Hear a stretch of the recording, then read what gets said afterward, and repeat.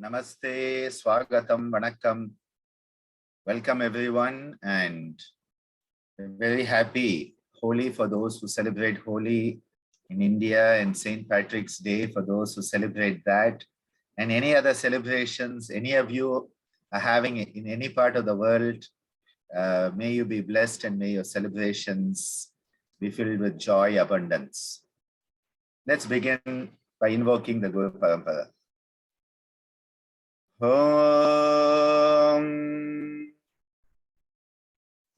Tad Paramparaya Vidmahe Jnanalingeshwaraya Dhimahi Tanno Guruh Prachodayate. Om Yoga Maharishi Dr. Swami Gitananda Guru Maharaj Ki Jai. Om Puduvai Kalaimamani Puduvai Shakti Yogacharini Ammaji Meenakshi Devi Bhavanani Guru Mata Ki Jai. Om Shri Gurubhyo Namaha Hari Om. So welcome everyone, and I will give over to my dear Sangeeta and let her take us forward in today's session. Hopefully it will be a slightly shorter session than our other sessions, but you never know, so touch wood. But we hope that it will not be too long a session, as we would just like to address some of the questions that have come up over the last two modules. So over to you, Sangeeta.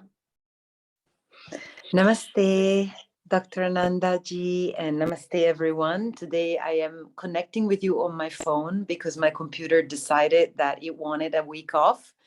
And so it said, you can meet, but I'm not going to show up for it. So I'll do my best to stay connected and also make sure that all of your chat questions are addressed.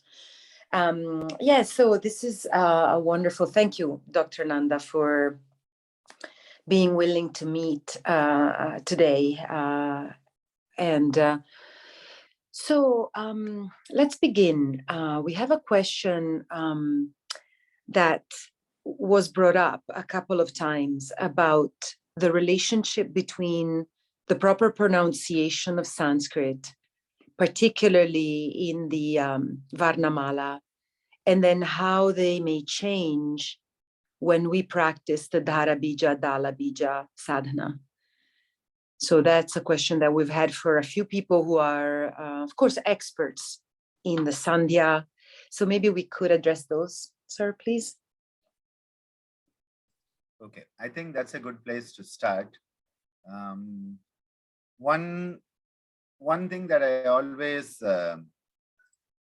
bring out whenever I'm talking about the tradition of yoga is that it is a living tradition. So being a living tradition, it needs a living connection between the guru and the shishya. So it is not an academic tradition. It is not something that you can do by buying a book, though there are some wonderful books on yoga out there. It is not something you can do by watching do it at home videos. It is definitely not really that. So I keep on treading on a lot of toes when I say these things, but you do need a living tradition. You need a living teacher. You need a living student. Otherwise, it is Jada yoga, which means dead body yoga. And autopsy yoga is actually not what yoga is about. It's a living, thriving tradition that is nourished by the energies put together by the teacher and the taught. So this is the fundamental aspect of anything that I'm involved with when it comes to yoga. When it is living, it means that there are things that are not written down. So our tradition, we write out a lot of things, but we don't write off and we don't write out more things than what we write. So if you look at the percentage of teachings written as opposed to teachings not written, I think we would safely say about 90:1. That if you have 10% of stuff written down in Indian tradition, there's 90% not written. So it is an oral tradition, O-R-A-L and A-U-R-A-L. Both are pronounced the same way. So the sound base is oral. So it is oral in the sense of it's from the mouth of the teacher, and it is oral, A-U-R-A-L, it is through the ears of the student. So Swamiji used to use the term Karana Parampara. Karana means the ears. That through the ears of the student, the teachings are received, and then that student becomes a master and spreads through their mouth to the ear of the next student. So you always have this concept of when the Bhagavad Gita is given, the Upadesha is given, Krishna is giving it into the ears of Arjuna. When Shiva gives the importance of the Maha Mantra, when Shiva gets the importance from Lord Muruga, his son, it is from the mouth of Muruga to the ears of Shiva. So this is a very important thing that we must never forget when it comes to any Indian tradition, but especially the tradition of yoga. Now, when things are written down and they are translated, we end up with a lot of issues. Because the literal translation is a literary translation. The literal translation is a literary, and that is Karna, without an A there, K-A-R-N-A. So this is the root from which Carnatic music comes. Carnatic music, which is our next module, the Karna is from the ears, that which is pleasing to the ears and is received through the ears. It's not from Karnataka. People think Carnatic music means music from Karnataka, which is a state in India. And though Karnataka was the home state, of course, in those days it was not Karnataka, of our Pitamaha Purandaradasa. At the same time, it is not Carnatic music because it's from Karnataka. So it's Karna. When the words are written and they are understood in a literary manner, they are taken literally by the linguistic experts. And the other day I found myself giving an example which I really like, so I'm going to give it again. There is a formula H2O. And in your school chemistry class, you would have heard of H2O. And the moment you hear it, because you have been in chemistry class and you had a decent or half decent chemistry teacher, you know that H2O is to be understood as water. So H2O is to be understood as water and not to be just understood as two letters H and O with a numerical 2 in between. Now, this is something that happens a lot with our Indian culture, that things that are written are formulas. Swamiji often talked about this, especially with the chakras. He said so much of the stuff that was written down was formulas like H2O.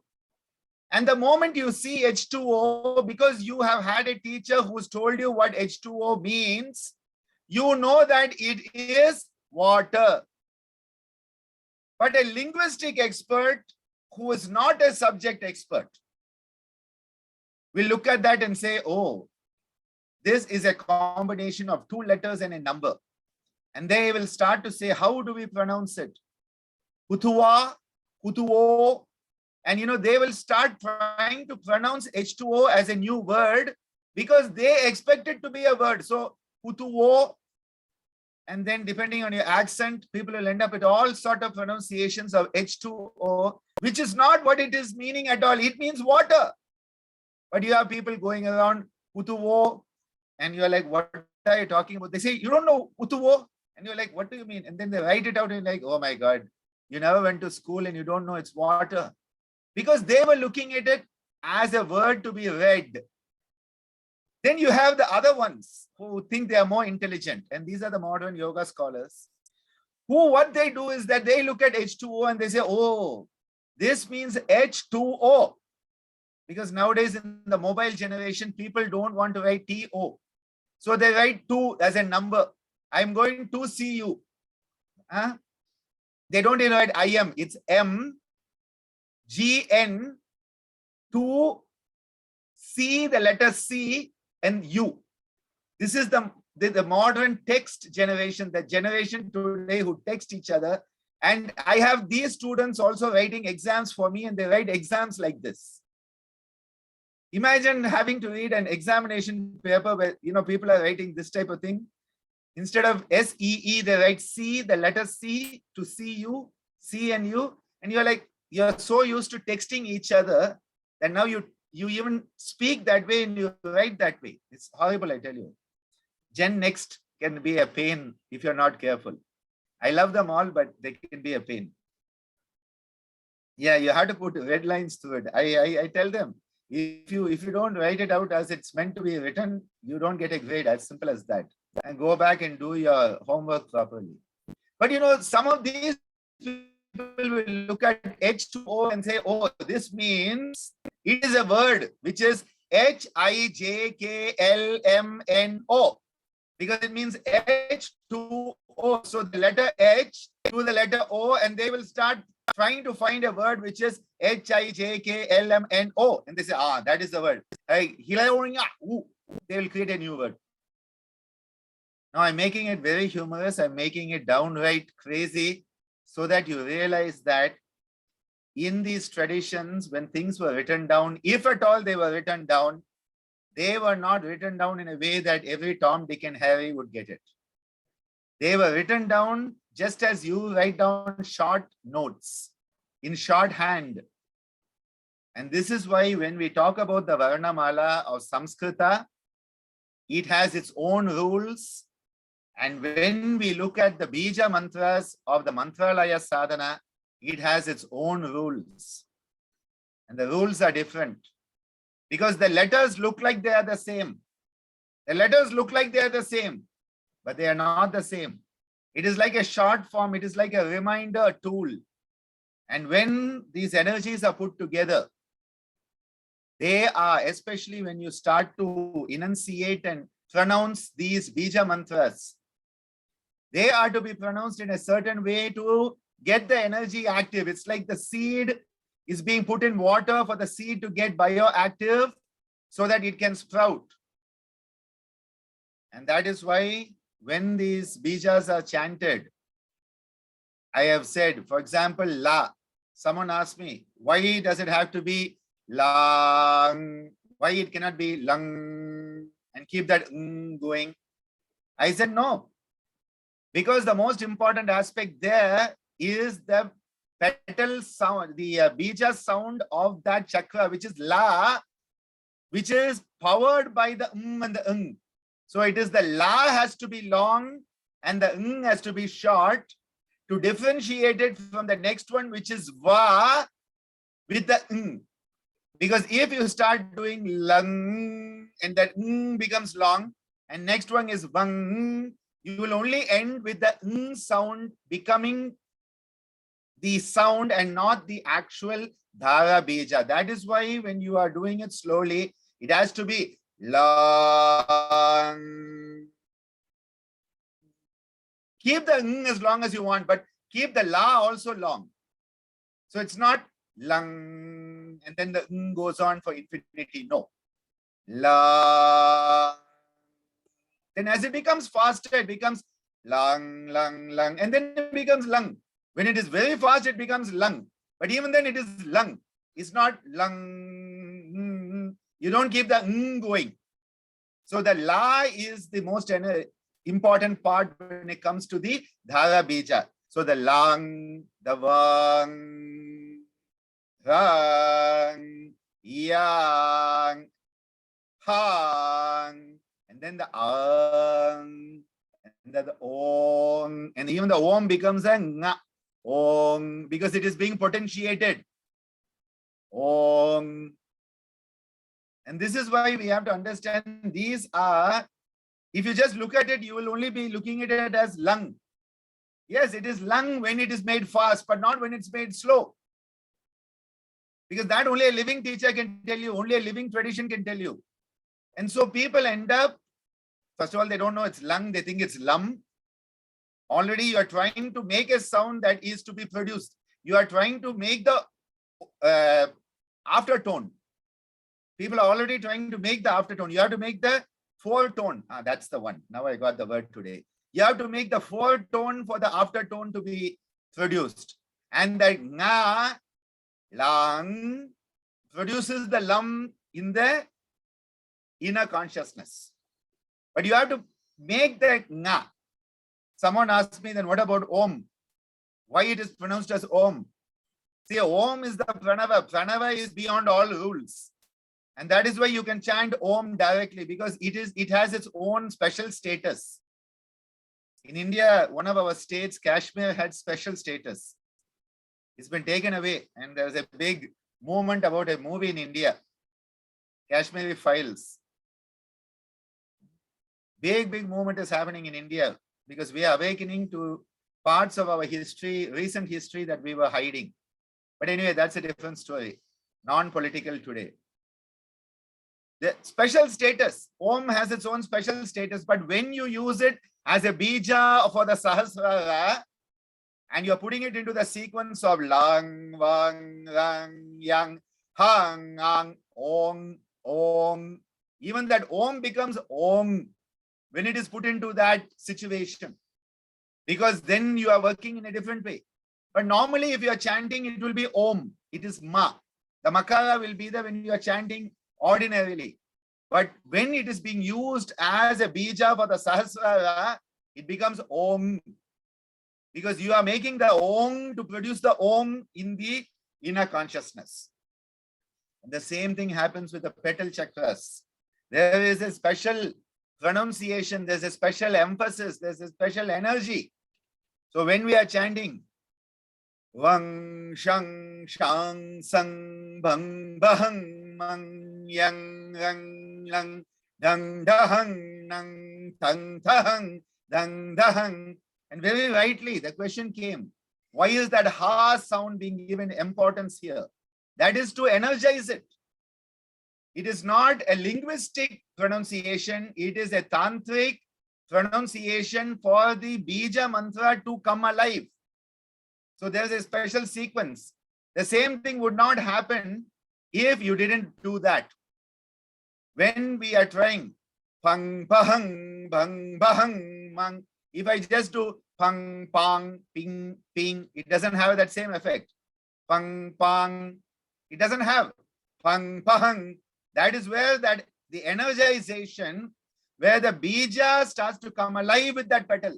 And that is why we must not look at it from a grammatical, linguistic perspective, but these are just like the short notes. These are like the short forms to remind us this is what we want. And when it is being pronounced, the way you have to say it is different. You know, I would give another example here. One of the yoga therapy personalities in North America, who was the past president of IIYT, Amy Wheeler.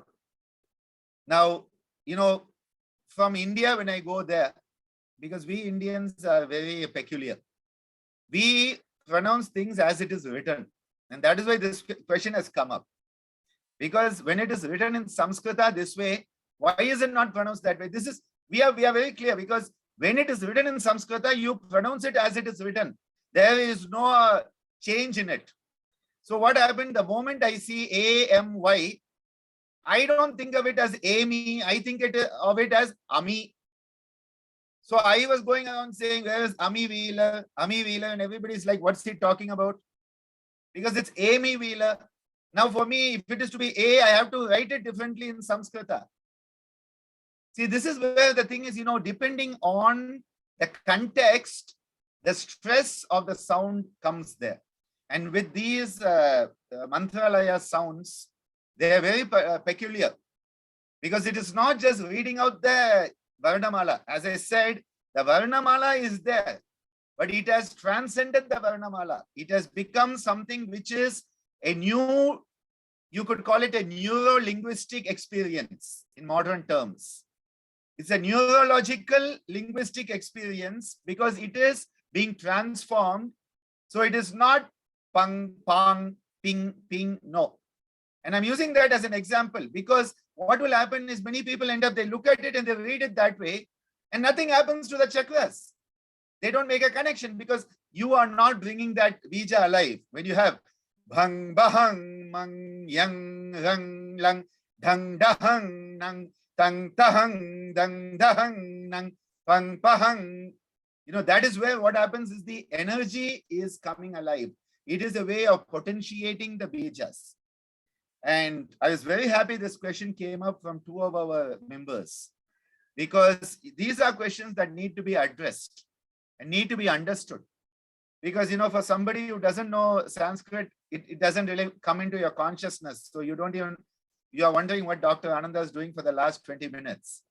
But for someone who understands Indian languages, because the way we write it is the way we say it. And so then this question is very relevant.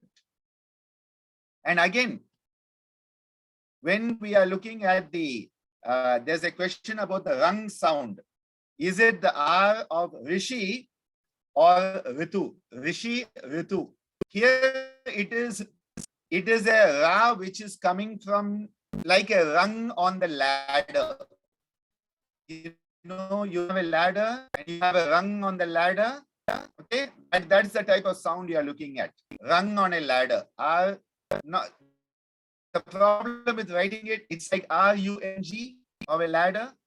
Now, normally I would write it as R-A-N-G and then people will go around saying rang, and it's not a rang, it's rung. So this is where, as I said again, a living tradition.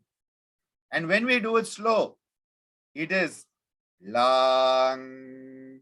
So lang, wang. And again the va, I've told you, the va becomes more a W. Wang. It's not wang. It's not wang. It's not wang there. It's wang. This is how that is potentiated. Lang, wang, rang, yang, hang, ang, ong. And then it becomes faster. Lang, wang, rang, yang, hang, ang, om. And then lang, wang, rang, yang, ang, om. Lang, wang, rang, yang, ang, om. So then when you add that speed, it is like lang, wang, rang, yang, hang, ang, ong. That is the sound that we are giving. But when you have to get the machine moving, when you have to get this engine started, anybody who started one of those old engines, they would understand what this is like, cranking up an old engine to start. You have to get that engine moving. It's that type of experience. Modern push button generation will not understand that. Push button engine generation has no idea how an engine runs at all. When you have to crank up an engine, I remember as a kid, I had a movie projector. I had my own movie hall in the ashram. I had one small room in the back of the ashram and I had all sort of things. I built temples and I ran a movie hall and I would screen a movie and people had to pay me for it. This was all my, Sindhi business blood in those days. Thank God I stopped that. But anyway, and so I found one of these old projectors where you would put the film and by hand you rotated it and the film moved and it would come on the screen. Quite an experience it is when you do that. And you can have the person running faster or slower, depending on what speed you do. And then we created our own sounds in the background. Well, same type of thing. You get that engine moving. Lang, wang, rang, yang, hang, ang, om, lang, wang, rang, yang, ang, om. And now your engine's running at its top speed. Lang, wang, rang, yang, ang, om, lang, wang, yang, ang, om, lang, wang, yang, ang, om, lang, wang, yang, ang, om, lang, wang, yang, om, lang, wang, and then it's on its autopilot. But initially you had to lang, wang, rang, yang. That is the type of energy. One old Kamal Haasan movie, it was a movie called Sakala Kala Vallavan. It doesn't make sense to most of you, but anyway, this movie was Kamal Haasan's very, very famous movie when I was a small kid. And there was a song which ends with Happy New Year. And this is a scene where this guy comes in a new avatar. And the way that sound starts of that movie, that song itself is tang, tang, tang, dang, dang, dang, dang, dang, dang, dang, Happy New Year. And that's how the song starts. I always think of that. Lodika is laughing because she knows the song I'm talking about. Well, that guy is one of my favorite actors and crazy human being, but an excellent actor. As a human being, he's very low on the list, but as an actor, he's up there. Anyway, that is the type of energy you want to get moving. You have that energy moving creation, because that is what it's all about. And so it is not to be perceived through the linguistic prism. And this is where sometimes we have to move away from the grammar. Even with some of the Gayatri mantras, we move away from the linguistic grammar. And I tell people, yes, linguistically it may not seem perfect, but then when you want the energy moving, there are these slight modulations that have to come. And it's only living traditions, living teachers that can help you do that. That is why the book cannot do it. The book cannot do it. If a book could do it, all books would be wise. Okay, the books are not wise. Please remember that. No book is wise. It is, you read that book, you imbibe the teachings, you actualize it, and wisdom flows. But the book itself is not wise. No book is enlightened. Beautiful statement from Ananta. Upanishad is so true. Upanishad comes from the root which means to sit close to the teacher. And that is why all these teachings were never by distant learning, which is very funny that in the times of COVID, through the internet, we are all coming closer. This is a new form of Upanishad through the internet. Internet Upanishad, the new version.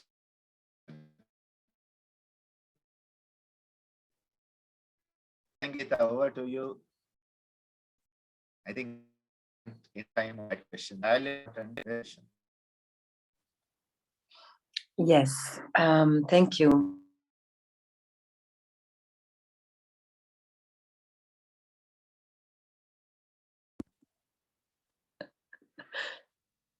Oh, we can't hear you, sir. I don't think. I thought I was putting myself on mute and I put you on mute. So you can see I don't perceive any difference between you and me. There's no you and me. Thank you. Wow. Thank you. Yes, on that note, I would like to take a moment to thank everyone for sending their recordings. Just great sadhana practices, and it's so moving to hear all of your voices, and I know some of you are going the extra mile to figure out how to send it. So they are received with great love and respect, and each one of them is truly a gem.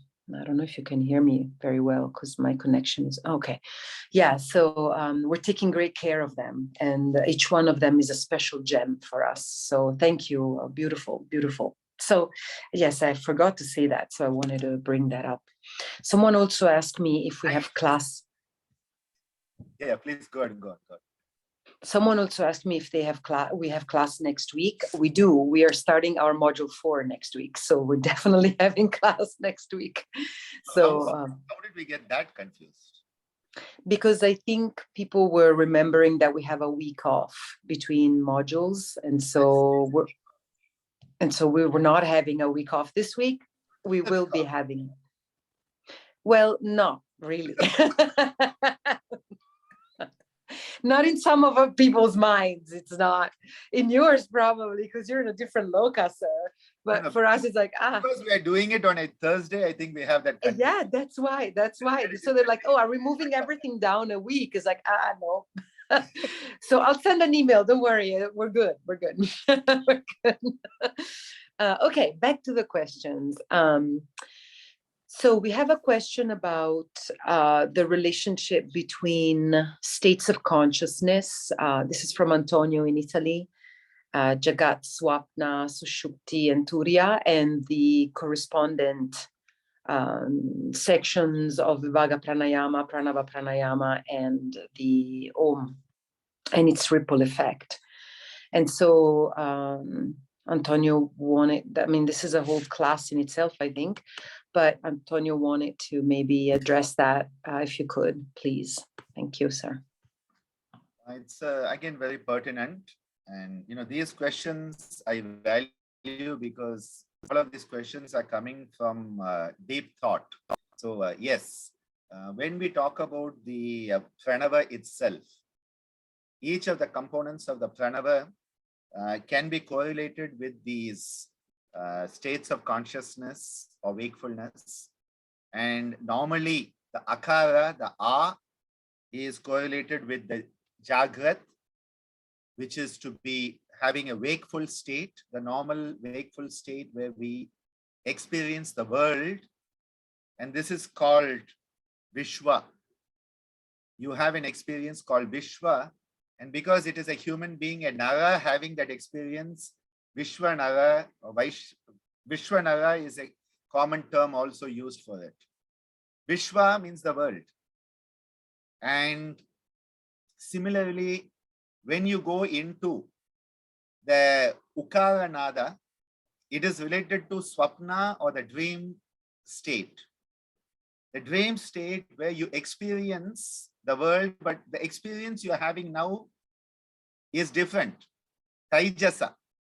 So what happens is that in each of these states of consciousness, we experience the world in a different way. While we are in Jagrat, wakefulness, we experience the world as Vishwa. When we are in the sleep state of dream state, we experience it as Taijasa. And this is not too different than the Vishwa.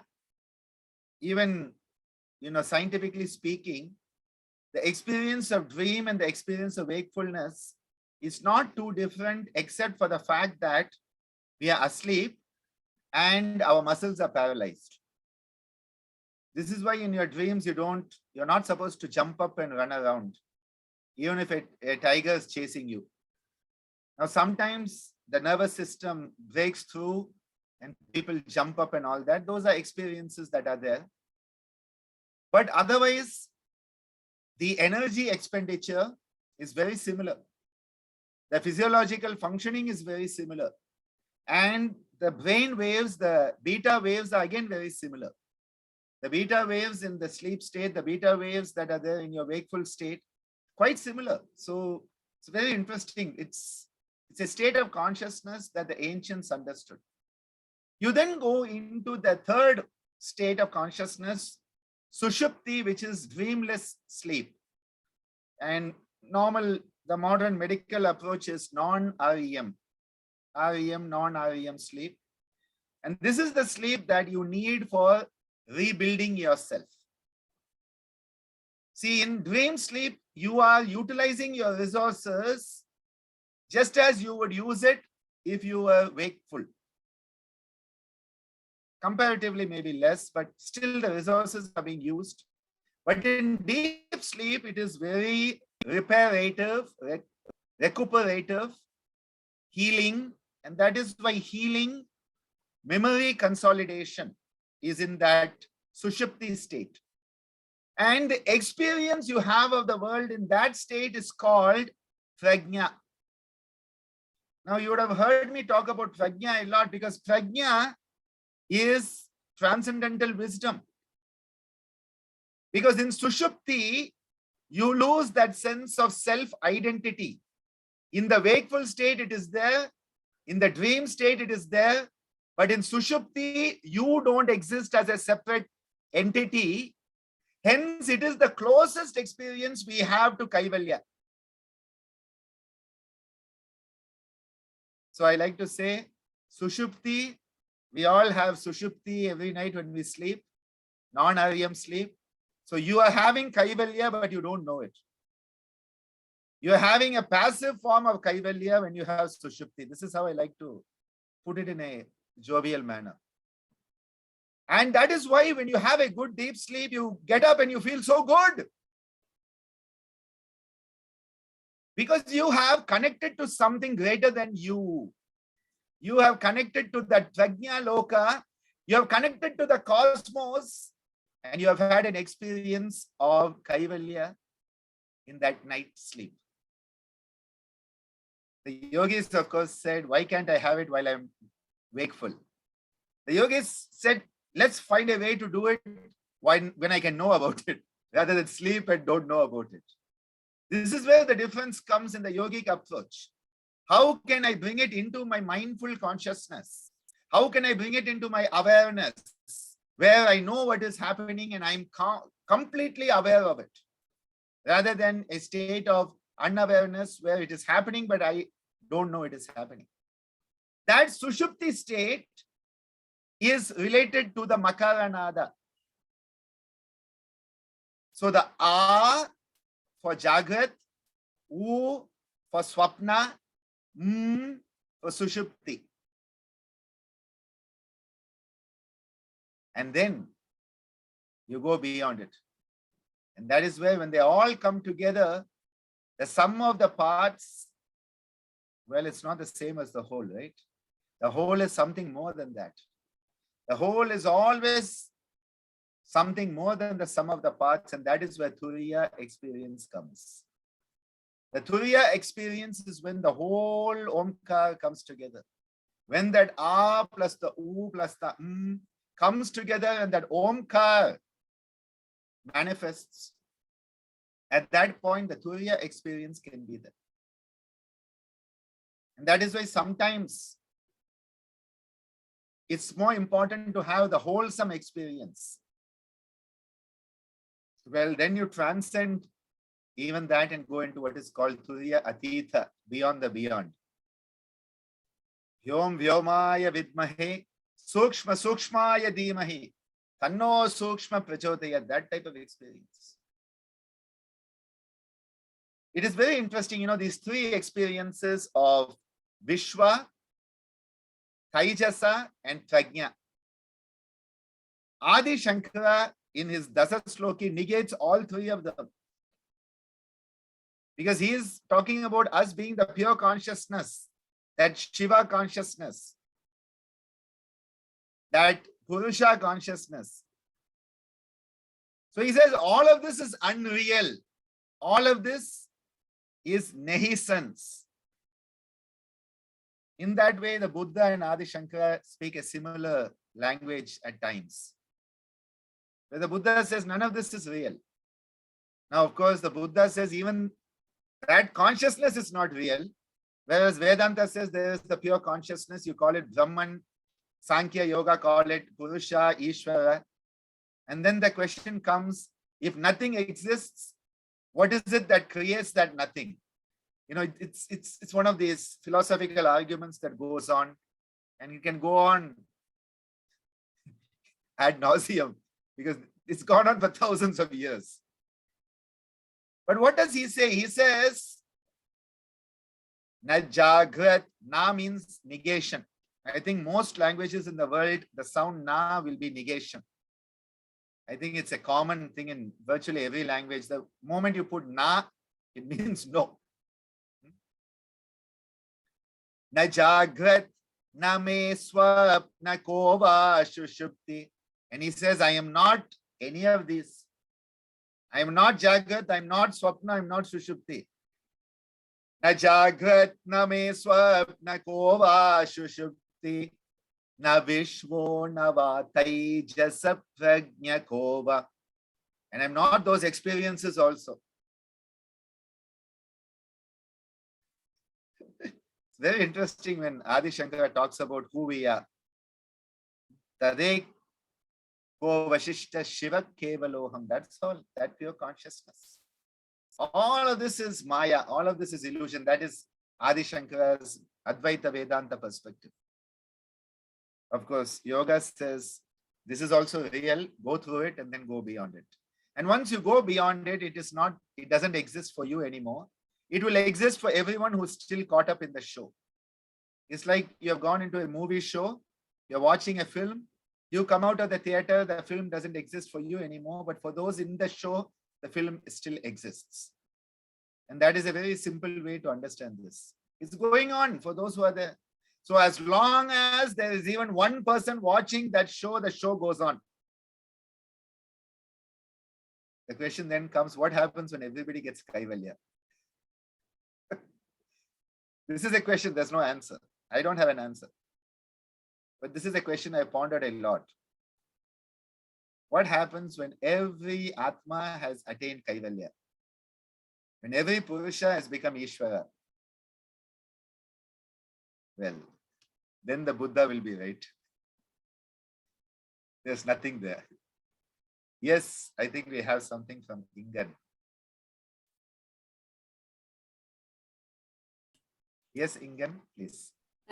Yes. My question will first start with some statements, because I just attended, there was a yoga summit in Norway, and one of the participants, she is a voice therapist, a yogi, and an opera singer, and she said a lot of things that I felt was, first of all, touching, but it was also quite relevant for our course, not a yoga course. So I just wanted to share some of her claims, and then have that as a starting point for my question. So I hope that's okay.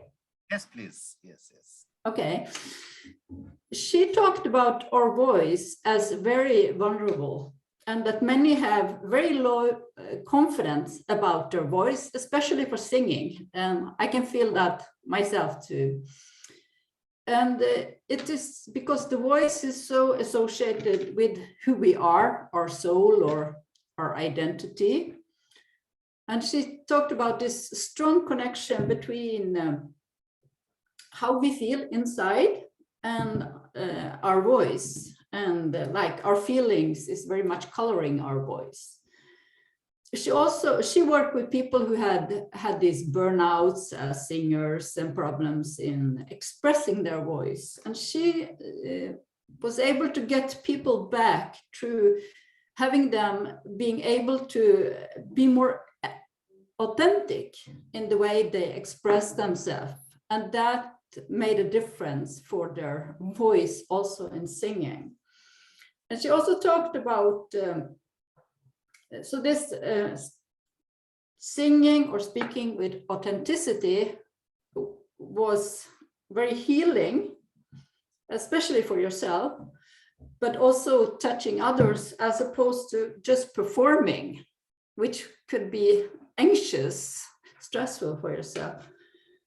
She also talked a lot about how this voice is presence, especially if it comes from an authentic place in us. And especially if you are able to speak your own truth, what is on your mind, what is in your heart, it can be very liberating. And also how speaking your authentic voice is about taking place, because I think this is something we all are struggling with, to take the right amount of place in our own lives and in relation to others, and how much we can speak about what we think and feel, as opposed to let other people take that place.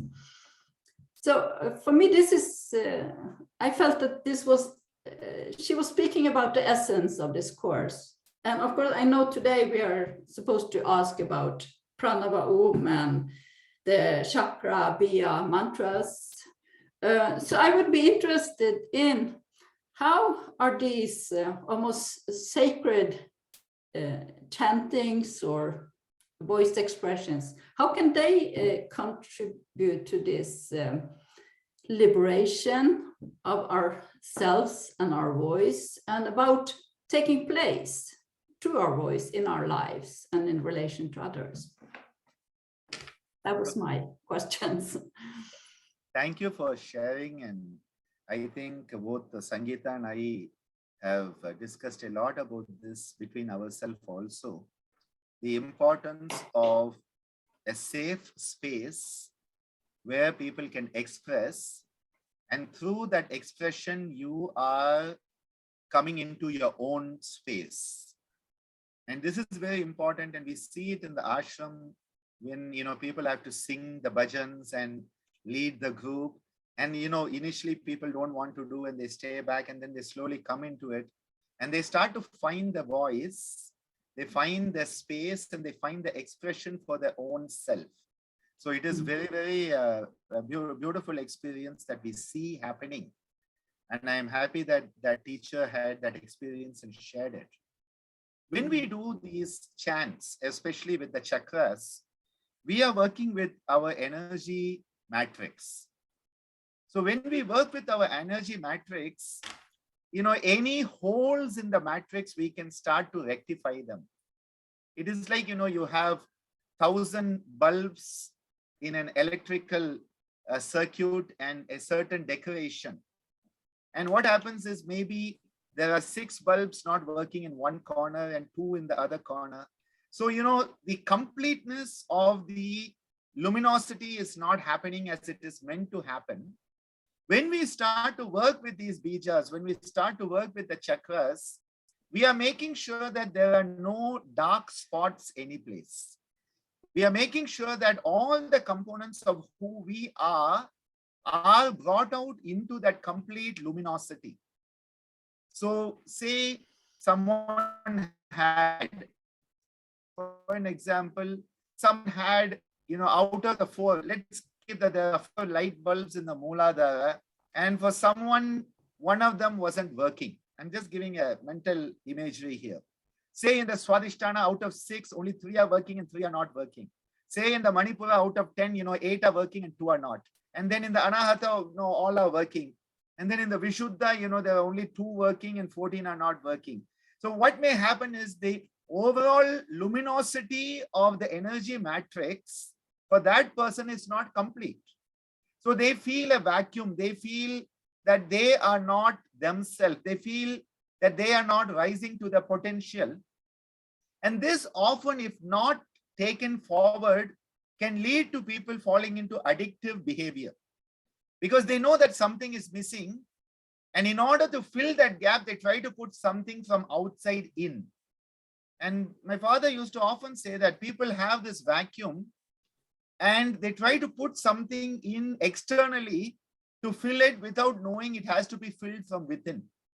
You cannot fill it from outside. It has to be filled from within. So these practices are like filling the gap from within.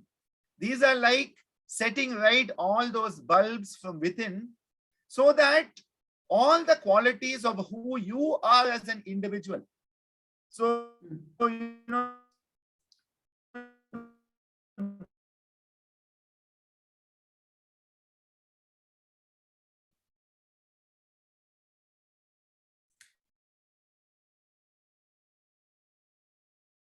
personalized experience. So that experience in their lives to come. So this is how, what happens is these practices, they are not, these practices at times, we think they're very esoteric. We think, oh, these are very highbrow, spiritual, high-level energy practices. And so, we are only thinking of it in that way. But they are actually empowering practices that embody the experience of the individual as a complete unit. So for me, it is about embodying the complete unit of who that person is. I would say that is how I feel that this comes. And Michael had a nice play. Instead of vacuum, you have Vak. I think that's a good play on that. It's very true. Because it is like, this is like when you do the Mantralaya, it is like you are the electrical engineer going and making sure that all the electrical fittings are working properly and electricity is flowing through everything. It's like, electricians have these testing. It looks like a screwdriver, but it has a light bulb on the end, and you put it into the socket and it comes on and you check whether all the lines are working. It's like you're doing that. It's like you're doing that. And if a wire is loose, that wire is coming together. If a bulb needs to be changed, it's being changed. It's something like that. So that complete luminous being that we are a luminous being. We are an energy being. And that can then radiate completely. You would like to add something, Sangeeta?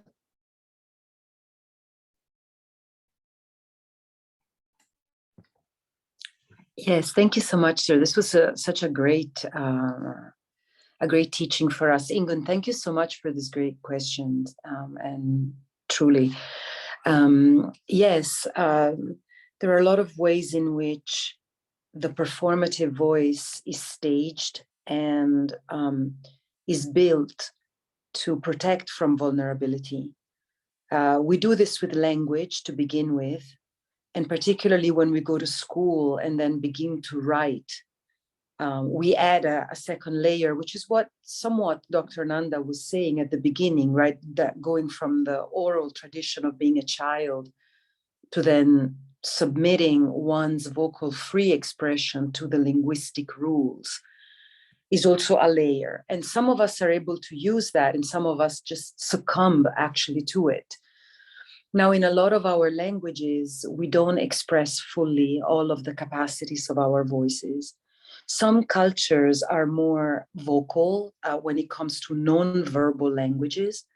So, for example, laughter or sighing, or for example, in the United States, Black cultures use a lot of a lot of sounds like that, which may not be in other cultures. So we somewhat are able to express that vulnerability outside of the language.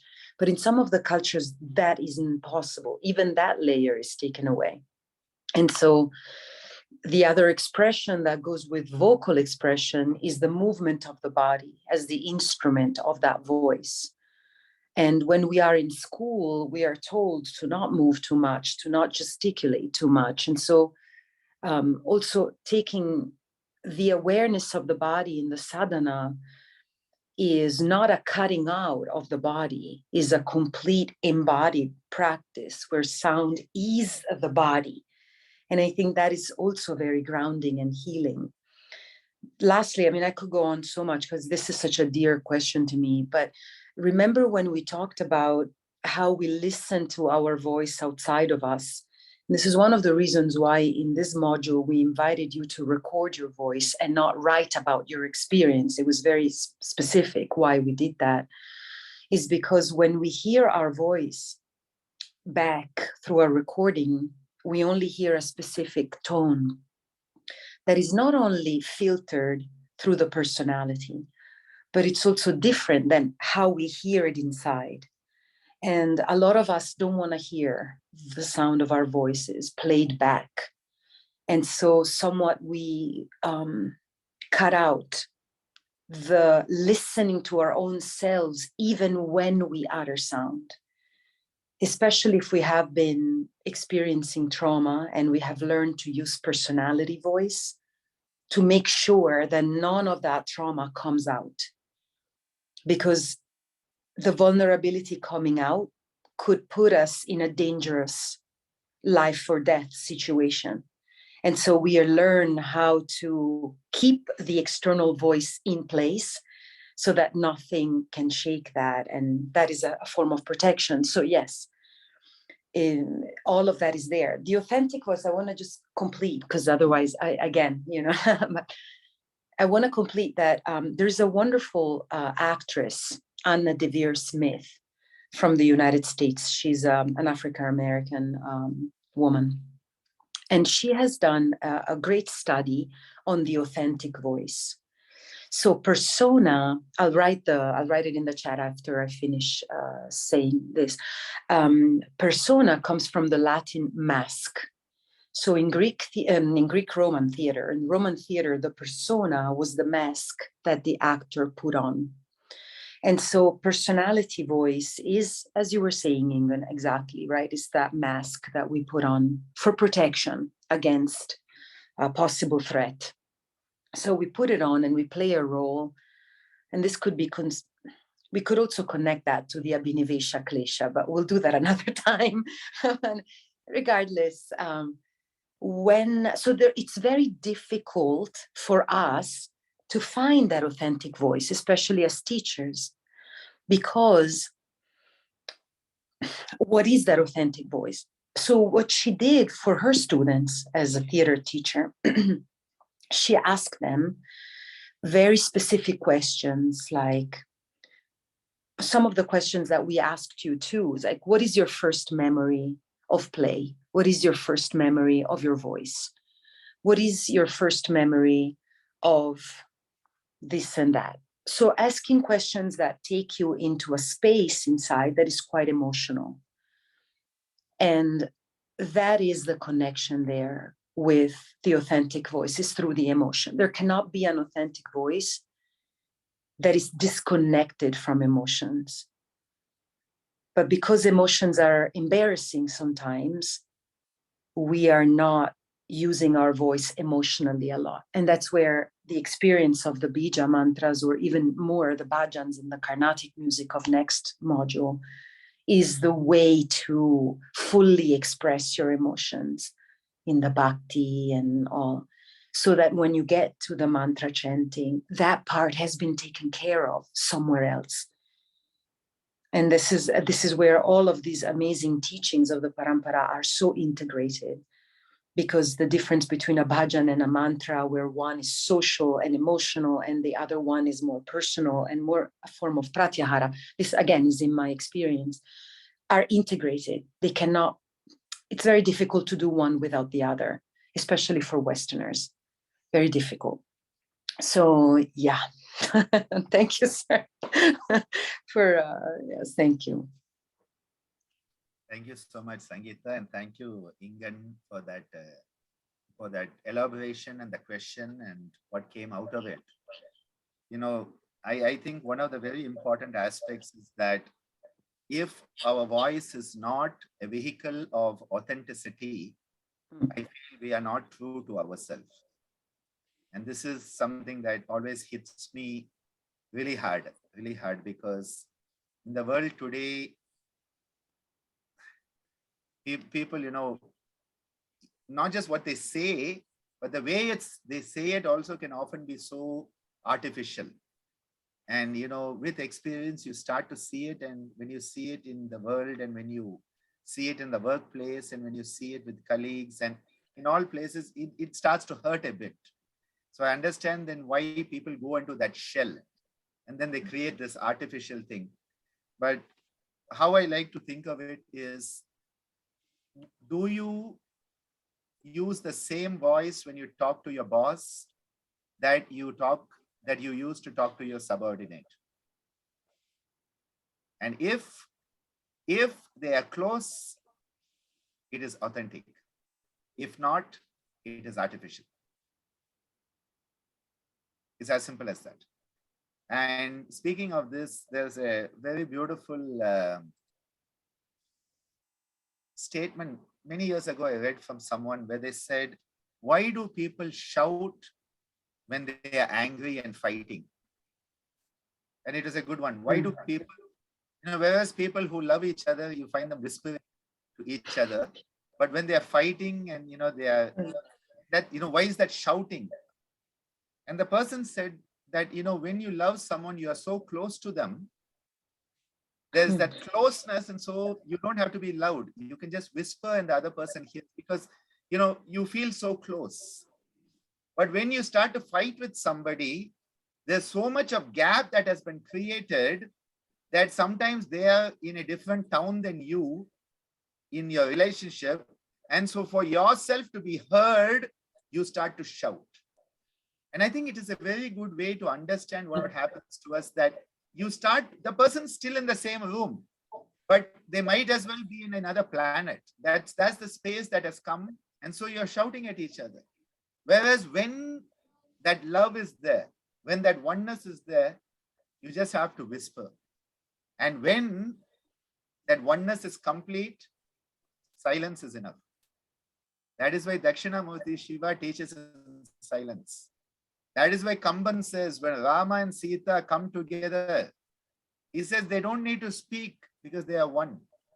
You don't need language when you have oneness. You know, when you love somebody very much, you just want to be with them. That's all. You don't have to talk. You just sit there with them. That's all.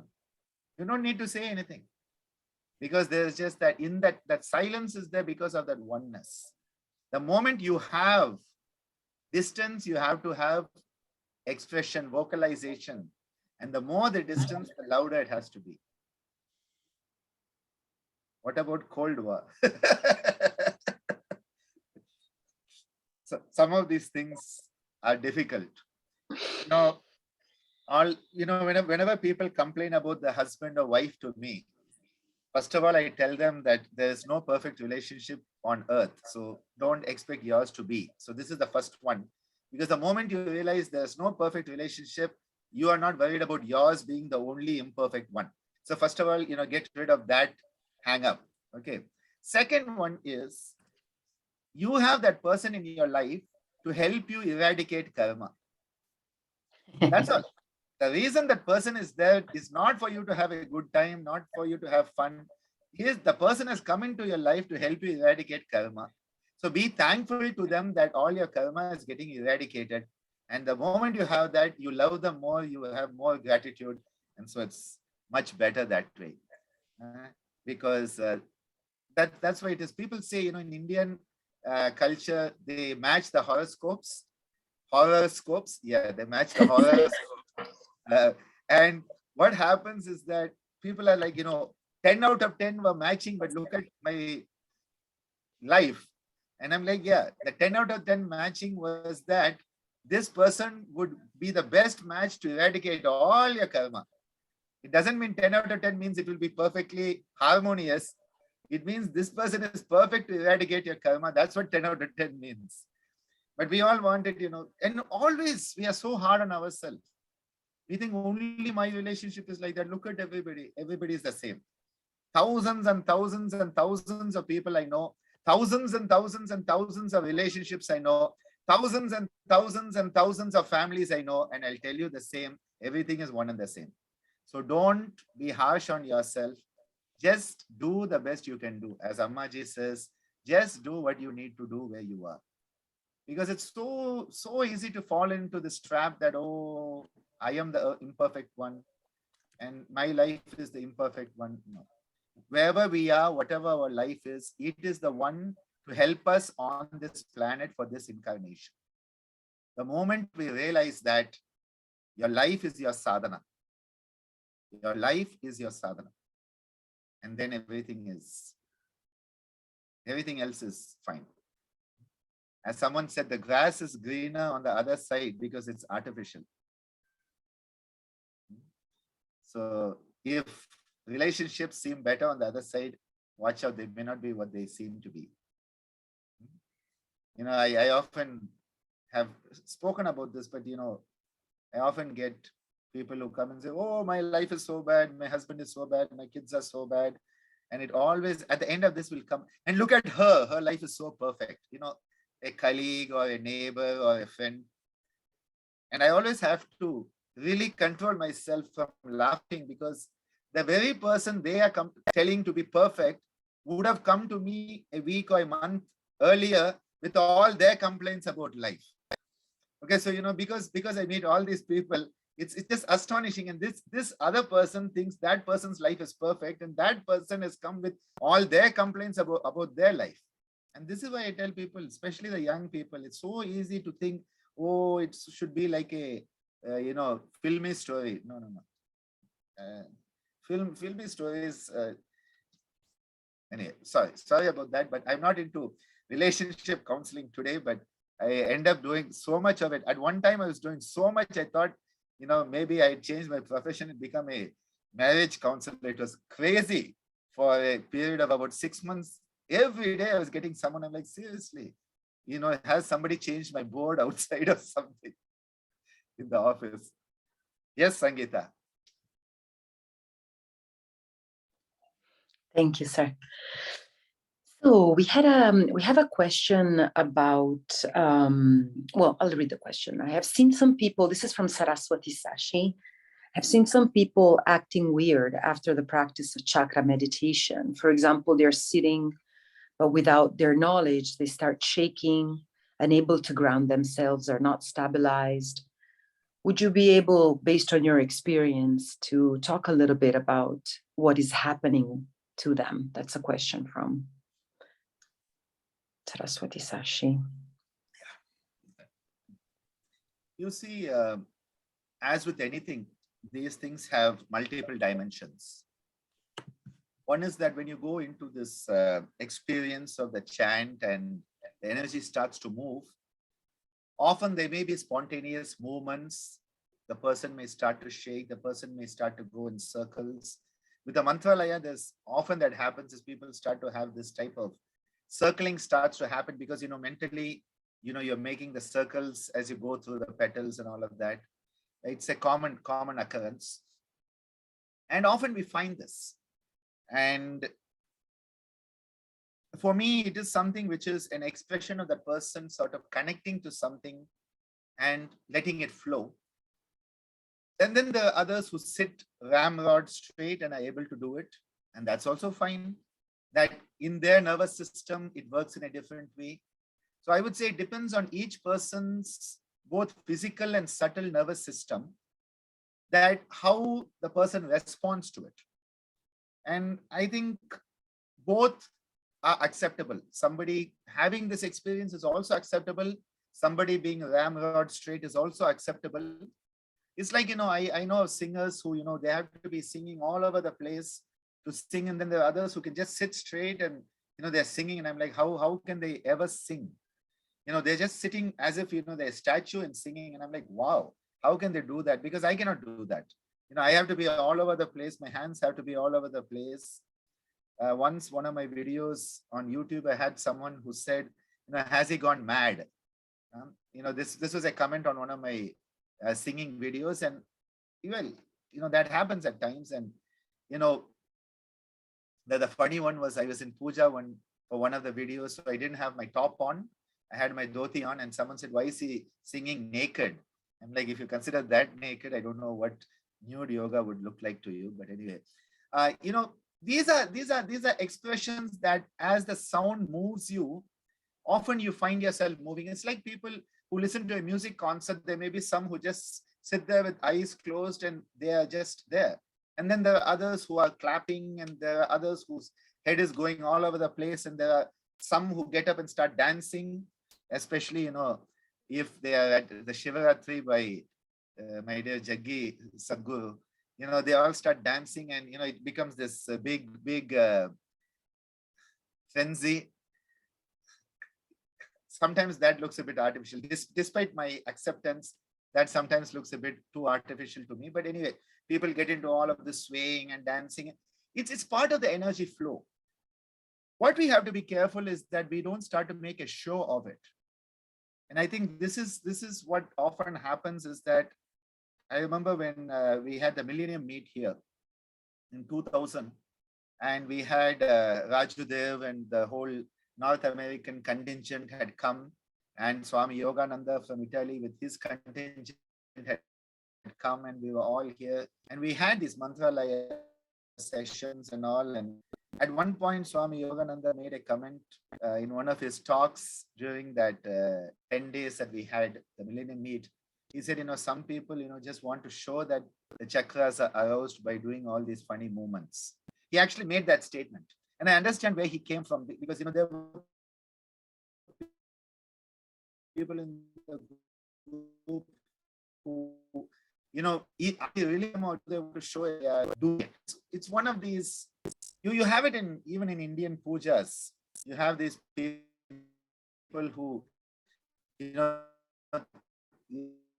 come and Kamali Swadam and they're bowing down to what's happened. Is this person really in a pious spiritual experience, or are they putting on a show for everybody else who's there?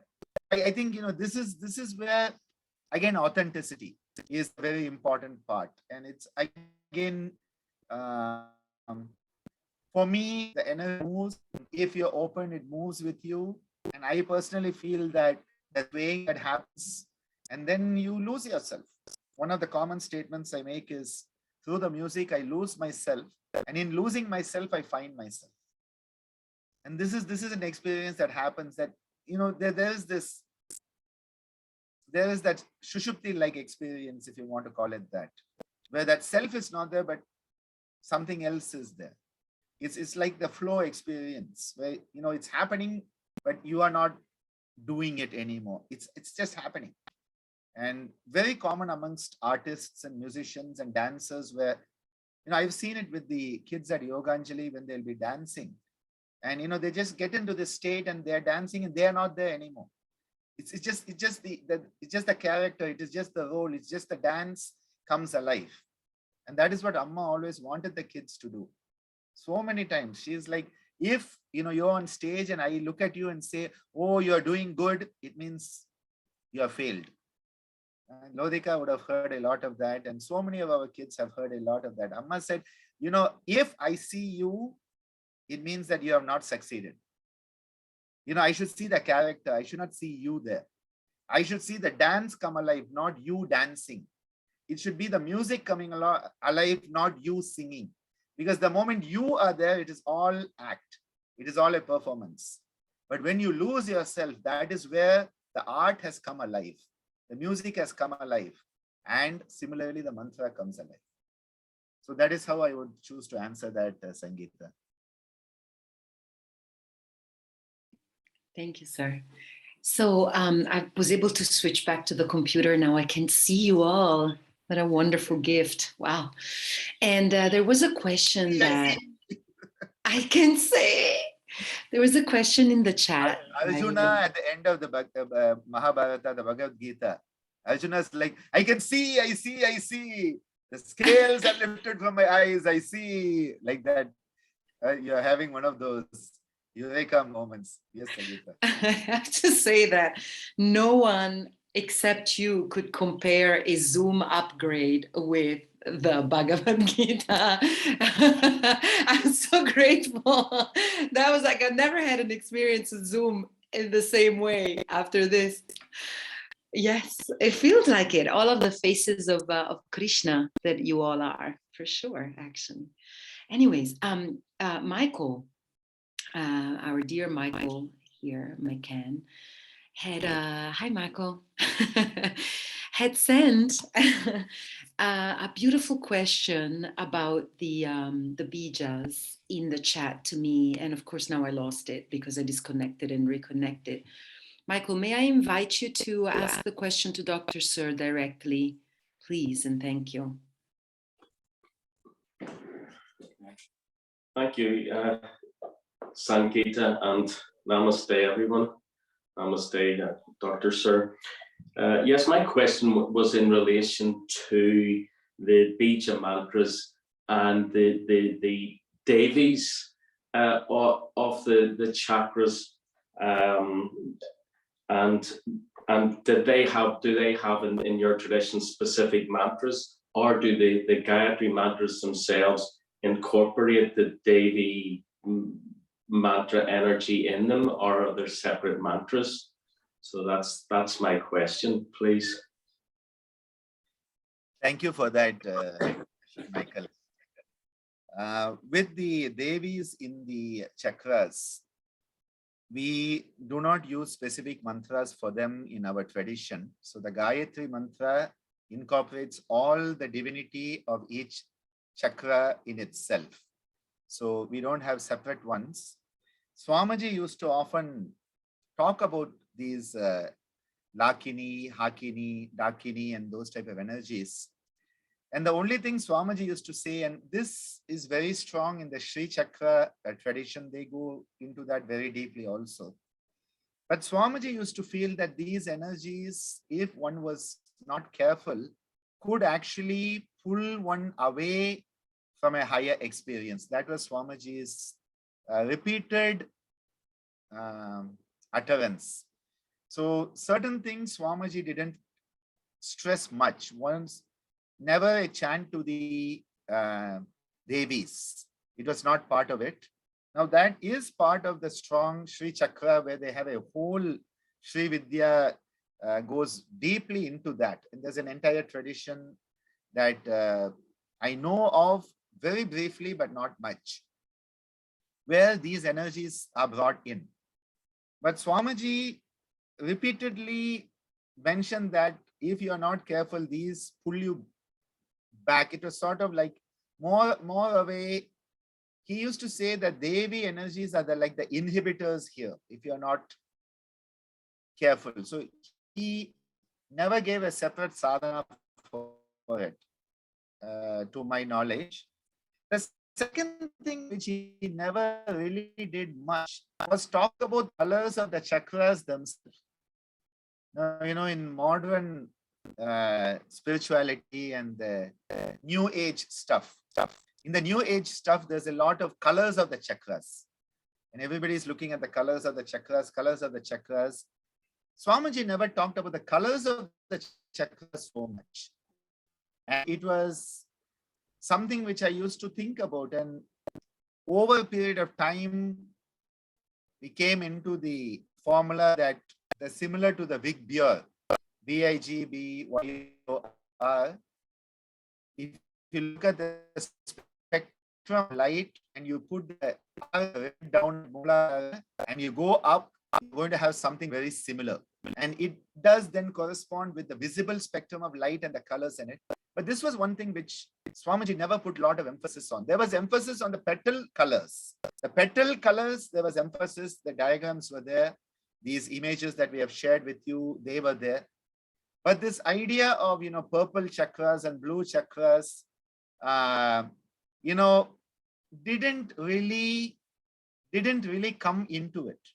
So these are two things which Swamiji never stressed much. And so for me, I've always been in the background, because if he didn't stress on something, most of the time I also didn't stress on it.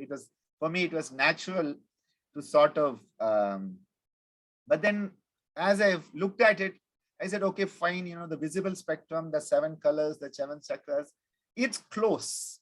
I won't say it is perfect, but yes, the red, which is, the lowest part where we talk about red and then we talk about infrared, that would be down at the Mooladhara and going up. So just these are the two things. But he used to talk about the Devis, he used to mention, and he used to, when he used the images, used to talk about how, this Devi is having the bow with all the arrows. And if you're not careful, you start shooting people instead of helping people with these energies in these centers. He used to use those type of phrases. But a separate chant for it was not part of our tradition.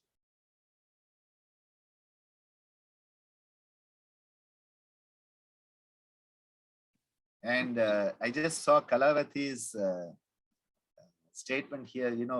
Sometimes when you are teaching, you don't know whether it is Swamiji or Ammaji. I am very clear in this. Nothing sensible that comes out of me is mine. I have no issues at all with this, because I've had it happen so much. That someone asked me the other day, they said, in your invocation, you invoke the Guru, you invoke your mother, you invoke your father. Why don't you invoke God? There was a person who was trying to get an answer out of me about that. And, for me, when I'm teaching, for me, Mother, Father, Guru, and God are all one and the same. For me, Patanjali's concept of Purve Shamapi Guruhu, that Guru, who is the timeless Guru, is Ishvara. So for me, it's one and the same. When we do the Ganapati Puja, I invoke Ganesha. When I do Lakshmi Puja, I invoke Lakshmi for sure.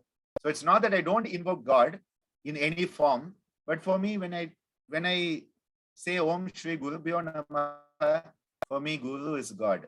So it was interesting the other day, and then the person understood it. But it was a very interesting one, because you sort of are like, can I step aside and let the tradition speak for itself? It is not me speaking, and that is why often when I'm introduced and people say, oh, Dr. Ananda will share his wisdom, I'm like, I don't think I have any wisdom, because nothing belongs to me in that way. These things are not something that belongs to me. The moment I say my wisdom, I've already limited it. We often have said, when you try to put into words the experience, you limit it. The other day, Jnana Sundari, she has shared some beautiful images she has done for the chakra sadhana. And she said, even putting it into the image seems like you are limiting it. Even drawing it seems to limit it. Even speaking about it seems to limit it. And I think this is something that we We need to be very, very aware that we become worthy for the tradition to speak to us. That's a prayer that I always ask Swamiji. May I always be worthy of being my son, and may you always be proud of me as a father. That's all. Nothing else. Let that energy flow. Let that openness be there. Does that answer a bit of your question, Michael? I hope. Yes. And I just saw a nice comment also from Bharata about Swami Shivananda didn't really speak about images and colors. Perceptions varied based on perceptions and level of consciousness. I would go along with that a lot, because, you know, we can only know what we are looking for. And this is something that often we human beings have forgotten. We think that, no, it's there, I'm going to know it. The Patanjali is very clear. If you don't know what you're looking for, you will not see it. And again, there are examples. You know, those examples of the moonwalking bear in the middle of the basketball court, which was used as a example for watching out for cyclists on the road. Because if you're not looking out for a cyclist, you're not going to see them when you're driving. And the importance of that. And if you're not looking for someone, you don't see them in the crowd. And it's quite astonishing, actually, because we keep on thinking, oh, it's there, I'm going to see it. And people ask me, they say, you mean if there's a dog in the room and I don't know that what a dog looks like, I won't see it? And I'm like, yes, that's actually the truth. If you don't know what a dog is and a dog is in the room, you're not going to see a dog. And they're like, no, I'll see something. I'm like, actually, no. And people don't believe you. And then you go and look at all these beautiful experiments.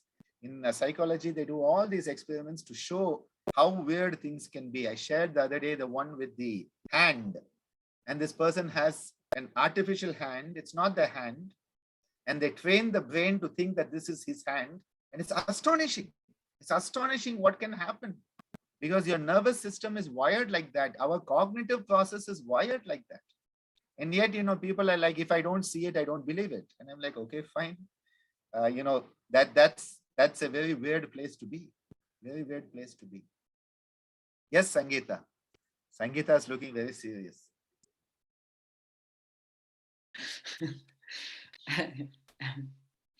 For a change. So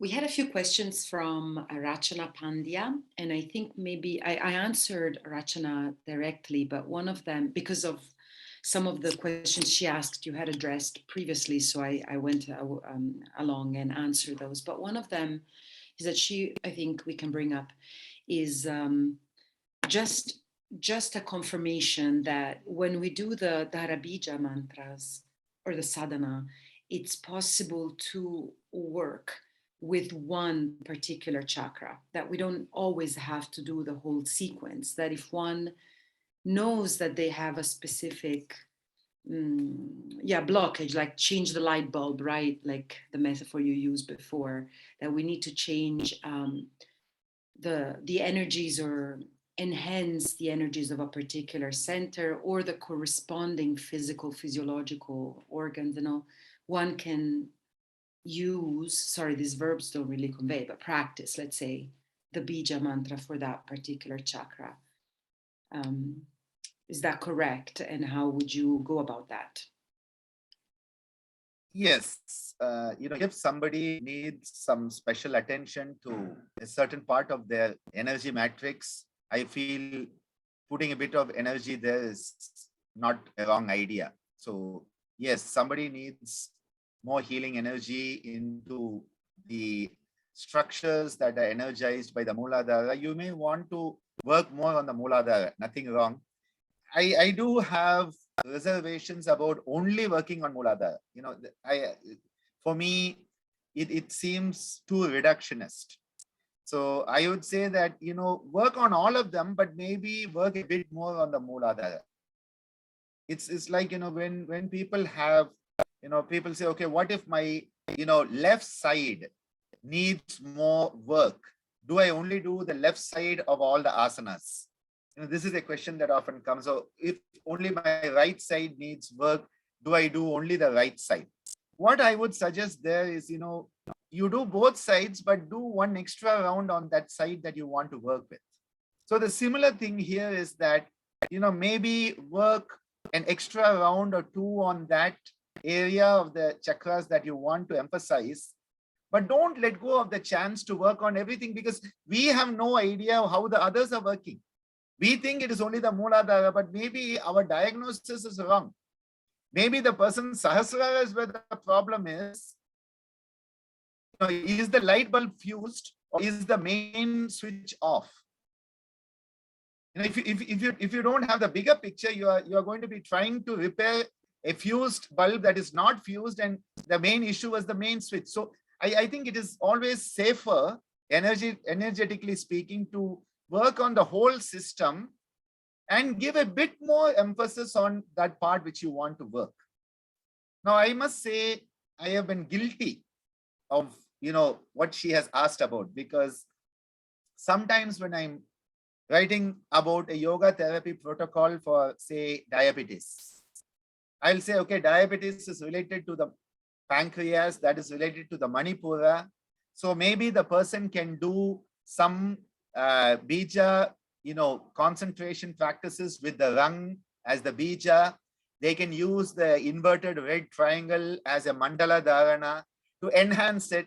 So I may have done that at places. I have done this in the past, and even now sometimes I do it just to let people know there's something more to therapy than just asana. Just to expand people's consciousness, I put in the fact that you can use the bija mantra rung, and you can also use, say, the mandala dharana to help the energy flow in the pancreas to become better by energizing the Manipura. Now, somebody could take that and say, oh, Dr. Ananda has also used a reductionist approach. So in that case, I was giving it as an example to actually expand the other approach, not to reduce it, but to expand the other approach. But if I were to put it into practice, I would say, do a bit more on that center, but don't lose the opportunity to work on the others. So say somebody has a left side problem, I would say work on the left, right, and then left. So each time you do the asana, you have done twice on the left, once on the right. So you have done a balance, but you have also got that extra round for the left. If it is on the right side, then right, right, left. You will notice that the sequence is slightly different here. Right, right, left. So that you're always ending in that right, left sequence. It's not right, left, right. It's right, right, left. So that you end up with balance. You always want that right, left for balance. If you want to work extra on the left, left, right, left. So you are ending on the left. So you are ending up with a state of balance. So you want to work on the right side, right, right, left. You want to work on the left, left, right, left. Just so that that balance is also maintained. There's an interesting question from Mark here, and that is about the South Indian traditions are different colors than North. Yes, the chakra system of the South and North are very different, and there are at least 2-3 dozen variations on colors in the chakras. It's crazy actually. It's crazy actually. And even the bija mantras are different in some of the traditions. In our madam down south, I remember Shankaragiri Swamigal had an image. I have a photo of it someplace where the petals are different, the bija mantras are different. It's very different totally. So yes, there are multiple traditions. And then you have the whole Tibetan Buddhism. They have their own sequence of tantra and chakras, which is again very different. And there you actually end up with, they even have what you would call devils in each chakra. Now, normally we don't talk about devils in our chakras, but there's also a concept of devils in some of the tantric Buddhism when you get into that also. Is there a relationship between specific chakras in the sense of pelvic and throat, root and brow? That's a $1 million question. That's a $1 million question.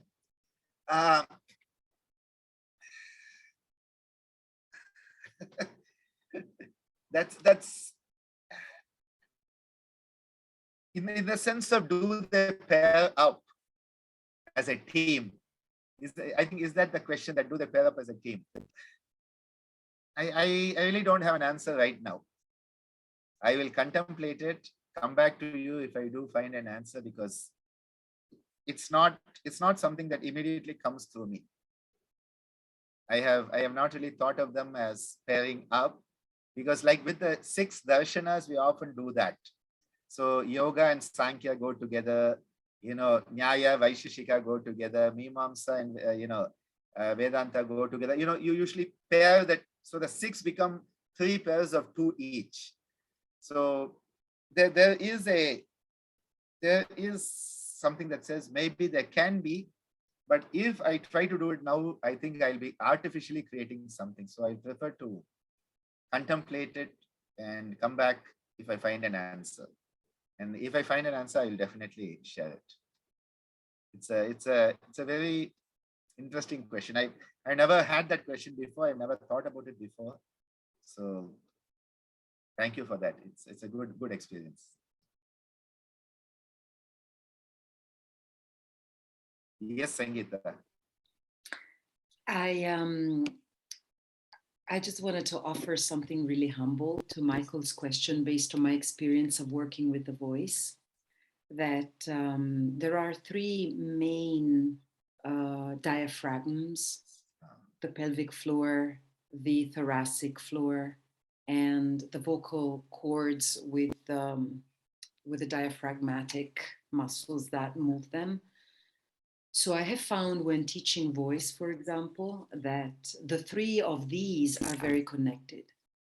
And so in that sense, but then I'm speaking physiologically here, of course, right? So with the relationship to that, being grounded and then lifting the fire of the voice and then making it resonate would, in my experience, connect, but of course this is not a tantric answer necessarily, but would connect Muladhara with Manipura and Vishuddha. Because if one of the 2 is missing, Vishuddha cannot really function as a channel for communication. In the same way, I have found in a female body that my capacity to love unconditionally is absolutely connected with the wealth and health of my uterus. And so again, though I'm very limiting the answer in my experience at the physical, physiological level, that it's the 2 and 4 in that way are connected for me. Like Swadhisthana and Anahata are very connected. If my health in my reproductive organs, or, the relationship I have, my consciousness has with Swadhisthana, if I can't feel at ease with the self of Swadhisthana, it's going to be very difficult for me to truly love in the way that Anahata is inviting me to love unconditionally. But, that's just personal. But I took the courage to answer before my own acharya, which is not something one should do ever. But, I guess all the karma is on me, I guess. No, not at all. Dr. Sir is laughing. Oh, no. Resonance of that answer. As a musician, for me, it has to resonate properly. This is the test in my consciousness. Is as a musician, I test it out. Everything that I feel, everything that I think, I sort of see, does it have that resonance? Does it sound like music or noise? And what you just said sounds like music. So it's definitely, it's not discordant. That is one statement I would like to make there. And again, if you look at Muladhara, Manipura, and Vishuddha, you have the Bandhatrayam also coming through. So the Bandhatrayam is another concept that comes through those 3, though it is more specifically working on the granthis. So again, comes together there. And I very much appreciate Bharata's point here that we may not know which chakra needs work, but the chakras themselves, the prana shakti has its own intelligence. And I once got a very critical response from a reviewer, a scientific reviewer in one of our papers, because I suggested that what I suggested was the yoga practices have their own innate intelligence.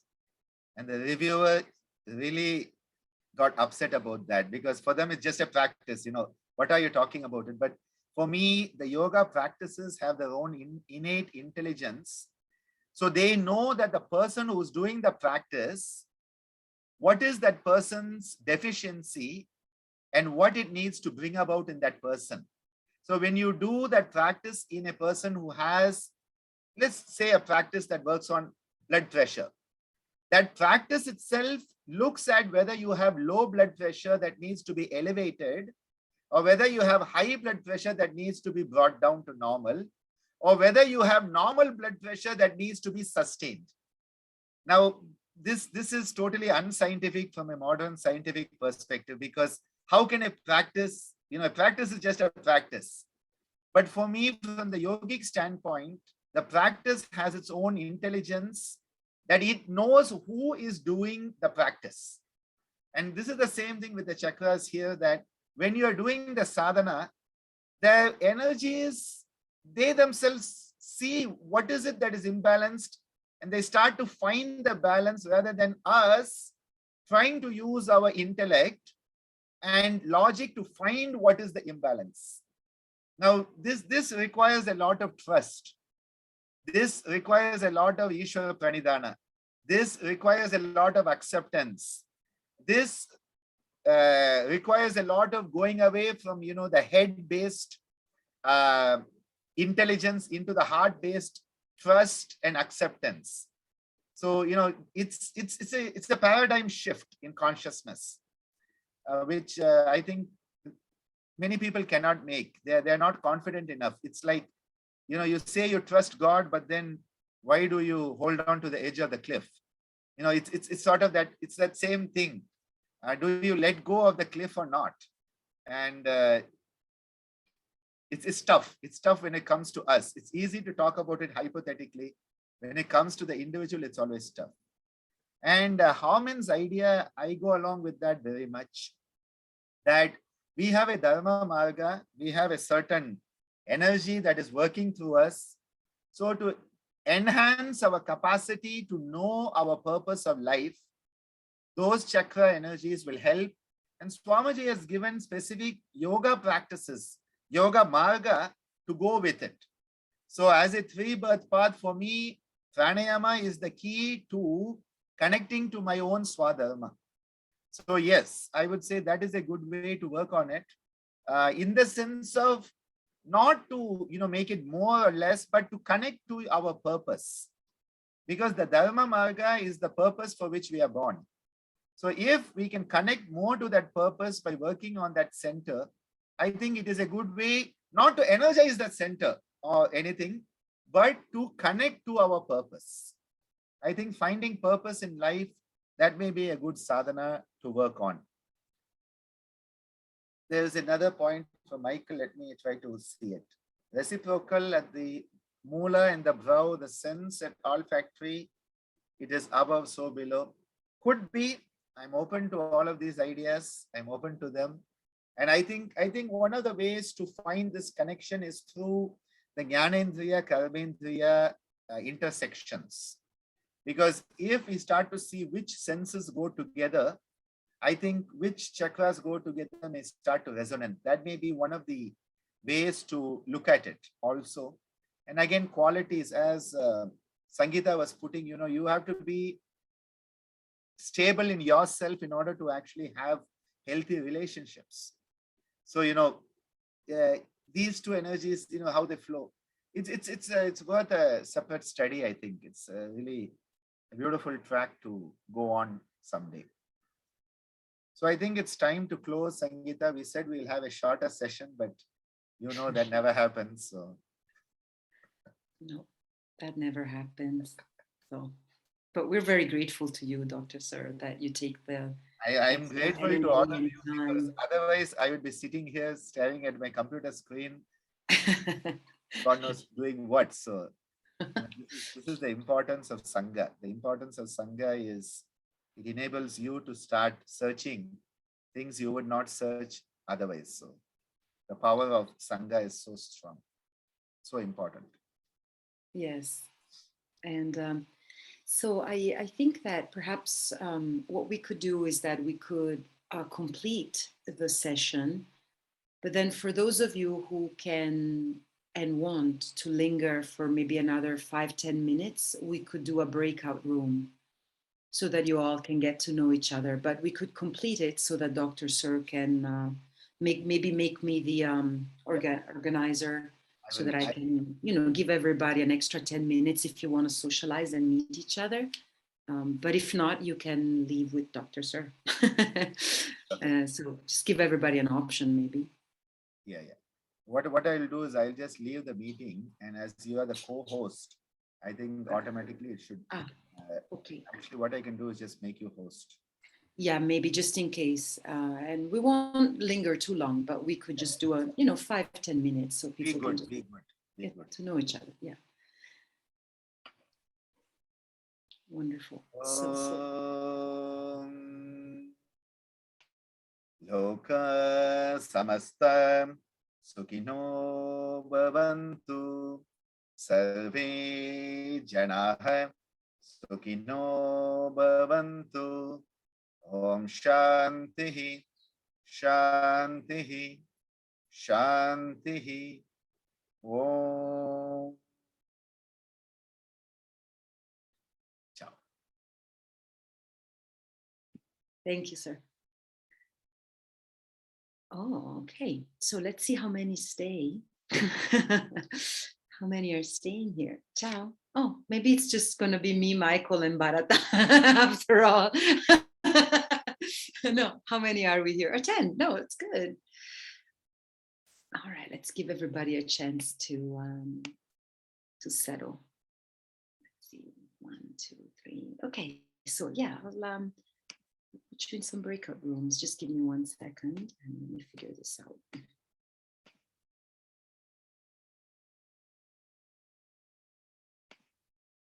Let me figure this out. So in the meantime, if you want to unmute yourselves, we could even just begin to chat here. Oh, here we go. Okay. Sessioni secondarie. Okay, we have Huamin, Michael, Smita. Yeah, let me put you in smaller rooms. So 3 rooms, 1, 2, 3, 1, 2, 3. Yeah, okay. Automatically assigning you. All right, have fun. We will take maybe 10 minutes, and then I will bring you all back to say goodbye, okay? So that I'm not disconnecting you without you knowing. Let's give it a try. This works.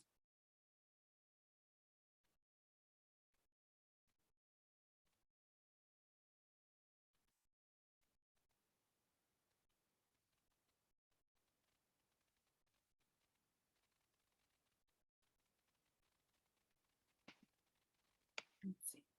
Okay, good. And Niro, you'll need to accept the if you can hear me, you will need to accept coming into a session if you want to get there.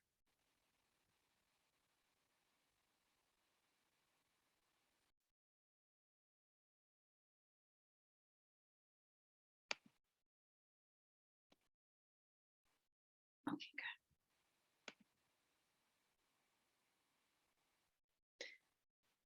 For those of you who are watching the recording, goodbye. Namaskaram.